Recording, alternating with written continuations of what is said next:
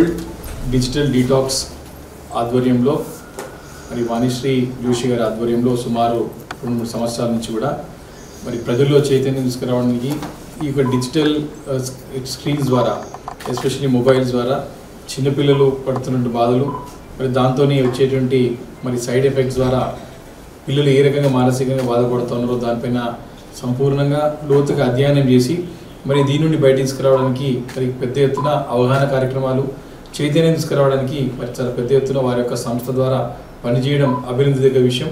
తప్పకుండా వారు భవిష్యత్తులో ఇలాంటి మంచి కార్యక్రమాలు చేపట్టాలని చెప్పేసి నేను మనస్ఫూర్తిగా కోరుతా ఉన్నాను. ఈ ఇప్పుడున్న తరుణంలో మరి చిన్న పిల్లవాడి నుంచి కూడా పండు ముసలి వారి వరకు కూడా ఈరోజు డిజిటల్ మొబైల్స్ లేని కానివ్వండి వివిధ మరి గ్యాడ్జెట్స్ని వాడుతూ ఉన్నారు. కానీ పరిమితిలో వాడకపోవడం వలన పరిమితిని మించి దాన్ని వాడుతూ ఉన్నాం కాబట్టి దాంతో చాలా మనకి సైడ్ ఎఫెక్ట్స్ ఉన్నాయి.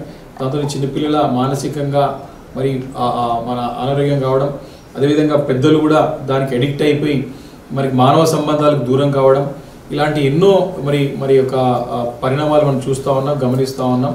మరి దాన్ని దృష్టిలో పెట్టుకొని డిజిటల్ డిటాక్స్ సంస్థని ఏర్పాటు చేసుకొని మరి అనేక నగరాల్లో అనేక రాష్ట్రాల్లో చైతన్యం చేయడానికి కార్యక్రమాలు చేపట్టడం మరి వాణిశ్రీ గారిని జోషి గారిని నేను అభినందిస్తూ ఉన్నాను. ఇంకా తప్పకుండా అనేక ఇన్స్టిట్యూషన్స్ కూడా అనేక సంస్థలు కూడా అందరూ కూడా కలుపుకొని మరి యొక్క కార్యక్రమాన్ని ఇంకా పెద్ద ఎత్తున చేయాలని చెప్పేసి నేను కోరుతా ఉన్నాను. తప్పకుండా భవిష్యత్తులో మరి దీన్ని పరిమితంగా వాడుకోగలిగితేనే మనకి మానవ సంబంధాలు ఇంకా గట్టిగా ఉంటాయి.